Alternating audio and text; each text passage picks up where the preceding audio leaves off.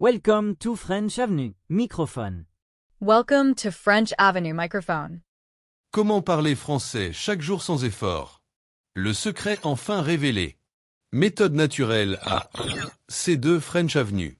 Dans cette nouvelle leçon exclusive de French Avenue, découvrez enfin le secret que les polyglottes ne vous ont jamais révélé. Comment parler français chaque jour, naturellement, sans stress et sans dépendre des manuels. Dans cet épisode, John Miller et Emily Davis vous accompagnent à travers une méthode vivante et immersive qui s'adresse à tous les niveaux, du débutant A1 jusqu'au niveau expert C2. Vous apprendrez à intégrer le français dans votre quotidien, même si vous n'habitez pas dans un pays francophone. Nous aborderons 3 thèmes essentiels. Comment parler français sans partenaire linguistique, en transformant chaque moment de la journée en pratique réelle. Comment dépasser la peur de parler et de faire des erreurs, pour gagner confiance et fluidité. Comment créer une immersion linguistique complète, depuis chez vous, grâce à des habitudes simples et efficaces. Cette vidéo est plus qu'une leçon, c'est une véritable expérience d'apprentissage. Vous y trouverez des analyses de vocabulaire, des explications grammaticales détaillées, des conseils psychologiques pour rester motivé, et des stratégies concrètes utilisées par les apprenants les plus performants. Si vous rêvez de parler français comme un natif, cette vidéo est faite pour vous. Prenez des notes, écoutez attentivement, et appliquez dès aujourd'hui les conseils partagés par John et Emily. Si cette vidéo vous aide à progresser, cliquez sur j'aime, abonnez-vous à la chaîne French Avenue et activez la cloche pour ne manquer aucune leçon. Partagez cette vidéo avec vos amis francophiles et laissez un commentaire ci-dessous. Dites-nous depuis combien de temps vous apprenez le français et comment vous le pratiquez au quotidien. Votre participation est essentielle. Chaque commentaire, chaque j'aime et chaque partage soutient notre travail et aide d'autres apprenants à découvrir nos contenus. Nous voulons lire vos expériences. Comment intégrez-vous le français dans votre vie de tous les jours? Quelle est votre plus grande difficulté à parler régulièrement? Avez-vous essayé certaines des méthodes présentées dans cette vidéo? Répondez dans les commentaires pour échanger avec la communauté French Avenue. Votre histoire pourrait inspirer d'autres apprenants et apparaître dans une prochaine vidéo. Ensemble, faisons du français une langue vivante, parlée et aimée dans le monde entier.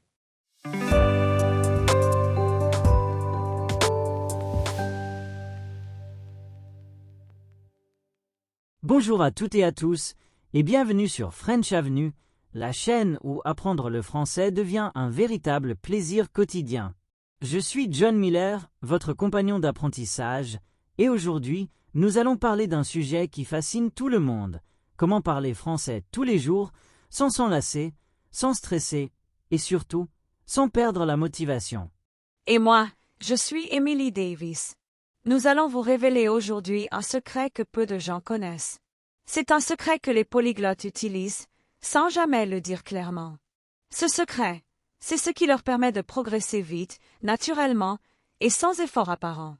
Alors, restez bien jusqu'à la fin de la vidéo, car nous allons vous dévoiler les 3 clés fondamentales pour transformer votre français, même si vous débutez à peine. Mais avant d'aller plus loin, nous avons 3 questions pour vous. Écoutez bien, car elles vont vous faire réfléchir.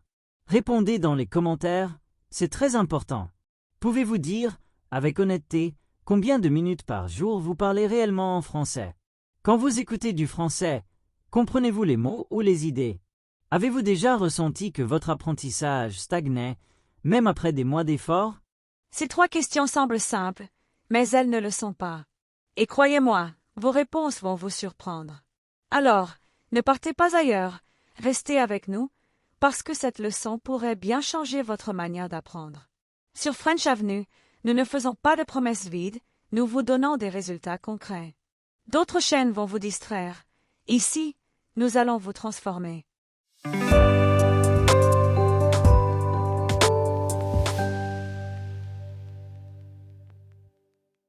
John, beaucoup d'apprenants affirment qu'ils parlent français tous les jours, mais en réalité, ils ne le pratiquent qu'à travers la pensée ou la lecture. Parler mentalement, est-ce vraiment parler? Peut-on progresser sans véritable interaction? C'est une excellente question. Emily, beaucoup de personnes confondent penser en français et parler français. Penser, c'est une étape nécessaire, mais ce n'est pas suffisant. Lorsqu'on pense, on reste enfermé dans sa propre tête. On construit des phrases parfaites, mais sans jamais confronter ces phrases à la réalité de la communication. Parler, c'est oser l'imperfection. Prenons un exemple. Imaginez que vous appreniez à jouer du piano. Si vous passez vos journées à lire des partitions sans jamais toucher l'instrument, vous ne deviendrez pas pianiste. De la même façon, si vous apprenez des mots sans jamais les prononcer, votre français restera théorique. La véritable pratique, c'est l'action.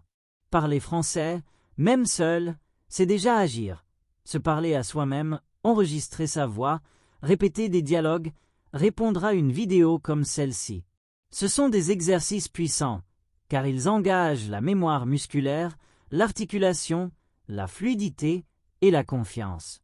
Mais pour progresser réellement, il faut ajouter un ingrédient essentiel, le contact humain. Parler avec quelqu'un, c'est affronter l'imprévu, l'émotion, le doute, la surprise. C'est dans cette zone d'inconfort que le cerveau apprend le plus vite. Vous pouvez étudier 1000 règles, mais une seule vraie conversation vous apprendra davantage sur vous-même et sur la langue que toutes les grammaires du monde. Beaucoup d'élèves disent comprendre presque tout quand ils écoutent du français, mais ils ne savent pas comment répondre. Pourquoi cette différence entre la compréhension et l'expression? Est-ce un signe d'un blocage psychologique ou d'un manque de pratique ciblée? Cette différence entre comprendre et parler est universelle. On peut comprendre sans parler, mais on ne peut pas parler sans comprendre. C'est une asymétrie naturelle du cerveau. Lorsqu'on écoute, on reconnaît des sons, on saisit des structures, mais cela reste passif. Parler, en revanche, mobilise tout. La mémoire, la prononciation, la construction syntaxique et surtout, l'audace. La plupart des apprenants vivent avec une peur invisible, la peur du jugement. Ils se disent « je comprends », mais je préfère me taire plutôt que de faire une erreur. Cette peur crée un mur. Et ce mur, personne d'autre que vous ne peut le briser. Le secret, c'est de parler avant d'être prêt. Oui, même si vous n'avez que 3 mots. Même si votre accent n'est pas parfait. Même si votre grammaire est incertaine. Chaque phrase imparfaite est une victoire. Chaque mot prononcé est un pas vers la maîtrise. Ensuite, il faut transformer l'écoute passive en écoute active. Quand vous regardez une vidéo en français, ne vous contentez pas de comprendre. Imitez, reformulez, rejouez les phrases. Prenez un extrait, répétez-le à haute voix, puis inventez votre propre version. Ainsi, la compréhension devient action et l'action devient compétence. Et alors, John, parlons du secret promis. Comment réussir à parler français tous les jours, même quand on n'a personne avec qui pratiquer? Quelle est cette méthode cachée que les polyglottes utilisent pour garder un contact constant avec la langue? Ah, le fameux secret. En réalité, il n'est pas si caché que cela, mais très peu de gens le mettent vraiment en pratique. Le secret, c'est la ritualisation. Les polyglottes ne cherchent pas le moment parfait pour parler. Ils le créent. Ils intègrent le français dans leur quotidien, comme on respire, comme on boit de l'eau. Le matin, ils se saluent en français, même seuls. Ils décrivent ce qu'ils font. Je prépare mon café, je regarde par la fenêtre, il fait beau aujourd'hui. Ce sont de petites phrases, mais répétées chaque jour, elles construisent une mémoire linguistique solide. Le soir, ils résument leur journée à voix haute. Pendant la journée, ils pensent en français, écrivent des listes, chantent, racontent leurs pensées. Et surtout, ils parlent avec eux-mêmes sans gêne, comme s'ils parlaient à un ami. Mais la vraie clé, c'est la cohérence. Un peu de français chaque jour vaut mieux qu'une heure intense une fois par semaine. C'est cette régularité, presque invisible, qui change tout. Le français cesse d'être une matière à apprendre et devient une présence vivante. Alors, chers spectateurs, à vous de jouer. Dès aujourd'hui, parlez, même si personne ne vous écoute. Car le français que vous cherchez n'est pas dans les livres, il est dans votre voix. John, parlons maintenant d'un autre aspect souvent négligé par les apprenants, le contexte culturel. Beaucoup de personnes apprennent le français uniquement à travers des manuels ou des applications, sans jamais s'immerger dans la culture francophone. Selon toi, peut-on vraiment maîtriser le français sans comprendre la culture qui l'accompagne? C'est une question essentielle, Émilie, et je dirais sans hésitation. Non, on ne peut pas véritablement maîtriser le français sans s'imprégner de la culture francophone. Le français n'est pas seulement un ensemble de mots et de règles, c'est un univers de références, d'émotions et de comportements. Chaque expression, chaque tournure, chaque silence même, a une histoire culturelle. Prenons un exemple. En français, on dira « je ne suis pas d'accord », alors qu'en anglais, on dit simplement « I disagree ». Dans la culture francophone, cette formulation plus douce et nuancée reflète une manière de communiquer moins directe, plus diplomatique. De même, comprendre des expressions comme mettre les pieds dans le plat ou avoir le cafard exige une connaissance du contexte culturel, les habitudes, les coutumes, l'humour, la gastronomie, la littérature, la musique. C'est pourquoi je conseille à tous les apprenants de ne pas seulement étudier le français, mais de le vivre. Écoutez des chansons françaises, regardez des films, lisez des articles, observez comment les francophones interagissent. Plus vous entrez dans leur monde, plus votre français devient authentique. La culture, c'est le cœur battant de la langue. John, tu as parlé de régularité et de contact quotidien avec la langue. Mais beaucoup d'apprenants se découragent parce qu'ils n'ont pas l'impression de progresser, même après des mois de pratique. Comment peuvent-ils mesurer leur progrès sans se décourager? Et surtout, comment rester motivés à long terme? C'est un problème que rencontrent tous les apprenants, même les plus avancés. La progression en langue n'est pas linéaire. Il y a des périodes de progrès rapides, puis des plateaux, parfois longs et frustrants. Mais ces plateaux ne sont pas des échecs, ce sont des phases d'intégration. Le cerveau consolide ce qu'il a appris avant de franchir un nouveau palier. Pour mesurer ses progrès, il faut éviter les comparaisons avec les autres. La seule personne à dépasser, c'est soi-même. Une méthode très efficace consiste à se filmer ou s'enregistrer chaque mois en train de parler. Ensuite, on réécoute ses anciens enregistrements. On entend la différence. Ce qui semblait difficile il y a 3 mois devient fluide aujourd'hui. Il faut aussi se fixer des objectifs concrets, mais réalistes. Par exemple, tenir une conversation de 10 minutes sans changer de langue ou regarder un film sans sous-titres une fois par semaine. Ces petits défis créent une dynamique de réussite. Quant à la motivation, elle ne vient pas de la perfection, mais du plaisir. Si vous aimez ce que vous faites, vous tiendrez bon. Le secret, c'est donc de trouver du plaisir dans l'imperfection, de savourer chaque mot nouveau, chaque échange, chaque erreur corrigée. Car chaque erreur, c'est une preuve vivante que vous êtes en train d'apprendre. John, dans toutes nos conversations, tu répètes souvent que la grammaire ne doit pas être le point de départ de l'apprentissage, mais plutôt un outil au service de la communication. Pourtant, beaucoup d'apprenants se sentent perdus sans règles précises. Alors, comment trouver le bon équilibre entre grammaire et spontanéité dans la pratique du français? C'est une question absolument essentielle, Émilie, car la plupart des apprenants débutent avec l'idée que la grammaire est la base de tout. Pourtant, apprendre une langue uniquement par les règles, c'est comme essayer d'apprendre à danser en lisant un manuel. On connaît les pas, mais on ne bouge pas. La grammaire, c'est une structure de soutien, pas une cage. L'équilibre se trouve dans la pratique naturelle et consciente. On apprend d'abord à parler, à comprendre, à répéter, à imiter. C'est l'approche intuitive. Ensuite, quand une structure revient souvent, comme « je viens de » ou « il faut que », on la questionne, on l'analyse, on découvre la règle qui s'y cache. De cette manière, la grammaire vient après l'usage, et non avant. C'est ainsi que les enfants apprennent leur langue maternelle, par exposition, par jeu, par interaction. L'erreur n'est pas un obstacle, c'est un guide. Chaque faute révèle une logique que l'esprit tente de construire. Le rôle de la grammaire, c'est d'éclairer ce chemin, pas de le remplacer. Alors, si vous apprenez le français, parlez d'abord, observez ensuite, et utilisez la grammaire comme un outil de précision, non comme une barrière. C'est cette approche qui transforme les apprenants hésitants en locuteurs naturels. John, aujourd'hui, beaucoup d'apprenants utilisent l'intelligence artificielle, les applications et les traducteurs automatiques pour apprendre le français. Selon toi, ces outils modernes sont-ils une aide précieuse ou une dépendance dangereuse? Comment peut-on en tirer profit sans en devenir esclave? C'est une question très actuelle, Émilie, et je dirais que tout dépend de l'intention de l'apprenant. L'intelligence artificielle et les outils numériques sont des alliés formidables, à condition de savoir les utiliser avec discernement.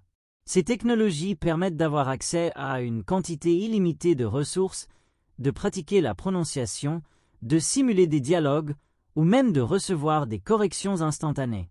Cela aurait été impensable il y a 20 ans. Mais le danger, c'est la passivité. Si vous laissez la technologie penser à votre place, traduire pour vous, corriger vos phrases avant même que vous ne les compreniez, alors vous ne développez pas votre autonomie linguistique. Vous devenez spectateur de votre apprentissage au lieu d'en être l'acteur. La clé, c'est de transformer ces outils en partenaires actifs. Utilisez une IA pour pratiquer la conversation, mais notez les structures que vous entendez. Demandez-lui d'expliquer les erreurs, puis essayez de reformuler par vous-même. Servez-vous des applications pour enrichir votre vocabulaire, mais testez-le ensuite dans de vraies phrases, à voix haute ou à l'écrit. La technologie peut accélérer l'apprentissage, mais seule votre curiosité humaine lui donne un sens. L'outil n'est qu'un miroir, il reflète votre effort. C'est votre engagement personnel, pas l'application, qui fera de vous un véritable francophone. John, beaucoup d'apprenants ont peur de perdre leur motivation à long terme, surtout lorsqu'ils n'obtiennent pas les résultats espérés. Certains commencent avec enthousiasme, puis abandonnent après quelques semaines. Quelles sont, selon toi, les stratégies psychologiques et pratiques qui permettent de garder la flamme vivante, jour après jour, dans l'apprentissage du français? C'est une question fondamentale, Émilie, car la motivation est le moteur invisible de tout apprentissage. Sans elle, aucune méthode, aucun professeur, aucun livre ne peut suffire. Mais la motivation n'est pas un état constant. C'est une énergie qui doit être entretenue, nourrie et redirigée. La première stratégie, c'est de se fixer des objectifs personnels, précis et émotionnellement significatifs. Par exemple, je veux parler français pour voyager seul à Paris, ou je veux comprendre les films sans sous-titres. Ces objectifs créent une connexion affective avec la langue. Sans émotion, il n'y a pas de persévérance. Ensuite, il faut diviser les grands buts en petites victoires mesurables, 10 nouveaux mots par jour, une phrase correcte de plus qu'hier, un dialogue compris sans effort. Chaque petite réussite libère de la dopamine, ce qui entretient le plaisir d'apprendre. Enfin, la clé psychologique, c'est la bienveillance envers soi-même. L'erreur ne doit jamais être vécue comme un échec, mais comme une preuve d'action. Ceux qui progressent ne sont pas les plus intelligents, mais les plus constants. Le français n'est pas une course de vitesse, c'est une marche tranquille. Celui qui continue à marcher arrive toujours à destination. John, un grand nombre d'apprenants se demandent s'il est nécessaire de vivre dans un pays francophone pour devenir vraiment bilingue. Est-ce une condition indispensable ou peut-on atteindre un niveau élevé de français même en restant dans son propre pays? C'est un mythe très répandu, Émilie, et il mérite d'être déconstruit. Vivre dans un pays francophone peut effectivement accélérer l'apprentissage, mais ce n'est pas une condition nécessaire pour atteindre un haut niveau.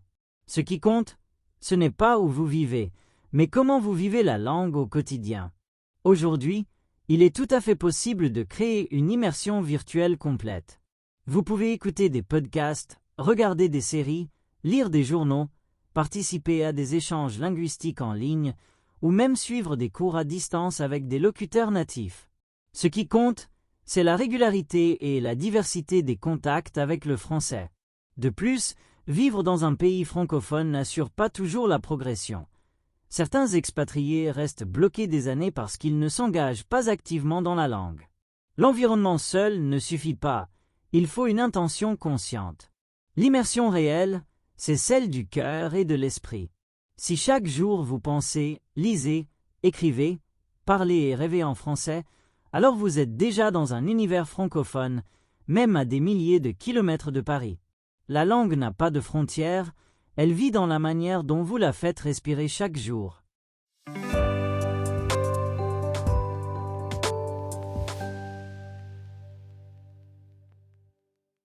Partie 3. Analyse du vocabulaire et de l'expression. Dans cette troisième partie, nous allons analyser plusieurs mots et expressions utilisés dans notre leçon, afin d'aider les apprenants à comprendre non seulement leur sens, mais aussi leur usage naturel dans la conversation. Comprendre le vocabulaire, c'est bien. Savoir l'utiliser avec justesse et spontanéité, c'est mieux. 1. S'imprégner de la langue. Le verbe s'imprégner signifie absorber profondément, comme une éponge qui absorbe l'eau. Quand on dit s'imprégner de la langue, cela veut dire se laisser entourer par la langue jusqu'à ce qu'elle fasse partie de soi. Ce n'est pas seulement écouter ou lire du français, mais vivre dans un environnement où la langue devient naturelle. Exemple. En regardant des films français tous les soirs, je me suis imprégné de la façon dont les gens parlent réellement. 2. Parler avant d'être prêt. Cette expression est très importante dans l'apprentissage des langues. Elle signifie qu'il ne faut pas attendre de tout comprendre ou de tout maîtriser pour commencer à parler. L'erreur fait partie du processus. Les apprenants qui osent parler tôt développent plus vite la fluidité. Exemple. Même si je fais des fautes, je parle avant d'être prêt, et c'est ainsi que j'ai progressé. 3. Avoir le cafard. C'est une expression idiomatique française qui signifie être triste ou avoir le moral bas. Littéralement, un cafard est un insecte, mais dans la langue courante, cette expression évoque un état de mélancolie passagère. Exemple. Quand il pleut plusieurs jours de suite, j'ai un peu le cafard. 4. Chaque erreur est une preuve d'action. Cette phrase illustre une philosophie d'apprentissage essentielle. Une erreur montre que l'on a essayé, et donc, qu'on est en mouvement. C'est une vision très française de la pédagogie moderne, valoriser le courage d'essayer plutôt que la peur d'échouer. Exemple. J'ai mal conjugué le verbe, mais je suis fier d'avoir parlé. Chaque erreur est une preuve d'action. 5. Immersion linguistique. L'immersion linguistique désigne le fait de s'entourer entièrement d'une langue étrangère pour l'apprendre naturellement. Cela peut se faire dans un pays francophone, mais aussi chez soi, en créant un environnement en français, musique, séries, lecture, discussion. Exemple. J'ai mis mon téléphone et mes réseaux sociaux en français pour créer une immersion linguistique quotidienne. 6. Trouver du plaisir dans l'imperfection. Cette expression évoque une attitude positive face à l'apprentissage. Elle signifie accepter ses limites sans frustration, tout en appréciant le progrès. C'est une clé de la confiance linguistique. Apprendre à aimer ses erreurs parce qu'elles prouvent l'évolution. Exemple. Je ne parle pas parfaitement, mais je prends plaisir à chaque conversation. J'ai trouvé du plaisir dans l'imperfection. 7. La langue n'a pas de frontières. Cette belle métaphore exprime l'idée que la langue est un lien humain universel. Elle dépasse les pays, les cultures et les distances. On peut être francophone de cœur sans être né dans un pays francophone. Exemple. Même depuis le Japon, j'ai découvert que la langue n'a pas de frontières. Elle vit dans les mots que l'on partage.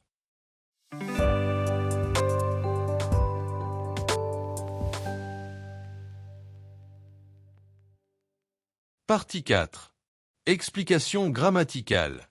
Dans cette section, nous expliquons de façon détaillée et progressive plusieurs points grammaticaux essentiels évoqués dans la leçon. L'objectif est d'offrir à la fois une base solide pour les niveaux A1, B1 et des précisions plus fines utiles au niveau B2, C2. Pour chaque concept, vous trouverez une explication claire suivie d'exemples concrets. 1. Présent de l'indicatif, usage et nuances. Le présent sert à exprimer une action qui se déroule maintenant, une habitude ou une vérité générale. Pour les verbes réguliers en ER, la conjugaison est simple. Je parle, tu parles, il, elle parle, nous parlons, vous parlez, il, elle parle. Exemple. Je parle français tous les jours. Habitude, il pleut. Vérité générale. Nous regardons la vidéo maintenant. Action présente. Remarque pour niveaux avancés. Le présent peut aussi exprimer un futur proche dans un récit. Demain, je pars à Paris. 2. Passé composé vs imparfait. Choisir la bonne forme. Le passé composé décrit des actions ponctuelles et terminées. J'ai parlé avec un étudiant hier. L'imparfait décrit des actions habituelles dans le passé ou des descriptions. Quand j'étais enfant, je parlais souvent français. Exemple combiné. Hier, tandis que je lisais, imparfait, un article, le téléphone a sonné, passé composé. Astuce. Si l'on veut insister sur le déroulement ou le contexte, utilisez l'imparfait. Pour l'événement ponctuel, le passé composé. 3. Le subjonctif, formuler la nécessité, le doute, le sentiment. Le subjonctif apparaît après des expressions comme « il faut que »,« je doute que »,« je veux que ». Ex. Il faut que tu parles. Je doute qu'il vienne. Conjugaison. Exemple. Parler. Que je parle, que tu parles, qu'il parle, que nous parlions, que vous parliez, qu'il parle. Conseil. Au niveau avancé, maîtrisez ces emplois stylistiques, subjonctifs après certaines conjonctions, bien que, pour que. 4. Pronoms personnels, compléments et pronoms réfléchis. Les pronoms compléments directs et indirects, le, la, les, lui, leur, i, en, se placent avant le verbe. Je l'ai enregistré. Je lui parle tous les jours. Le pronom réfléchi pour les verbes pronominaux. Je me parle. Exemple avec en et i. J'en ai parlé. Remplace de ça. J'y vais. Remplace un lieu. 5. Négation et expression négative complexe. La négation simple. Ne, pas, je ne comprends pas, d'autres formes. Ne, jamais, ne, plus, ne, rien, ne, personne. Exemple, je n'ai jamais vu ce film, je ne dis rien. Note, à l'oral familier, le ne est souvent omis, je comprends pas. 6. Accord du participe passé. Avec l'auxiliaire avoir, le participe passé s'accorde avec le complément d'objet direct placé avant le verbe. La lettre que j'ai écrite s'accorde avec la lettre. Avec être, il s'accorde toujours avec le sujet. Elle est partie. Attention aux accords pronominaux et aux voix passives. 7. Constructions interrogatives et impératives. Question. Inversion. Parles-tu français? Est-ce que, facile et courant, est-ce que tu parles français? Intonation à l'oral. Impératif. Parle. Parlons. Parlez. Utilisé pour donner des ordres, des conseils ou des invitations. Conclusion pratique. Pour progresser, combinez l'usage, parler, écrire, avec l'analyse. Repérez une structure dans un extrait, puis réutilisez-la activement. Entraînez-vous à produire des phrases complètes, à manipuler temps et pronoms, et à corriger vos accords. Ainsi, la grammaire cesse d'être une contrainte et devient un outil au service de votre communication.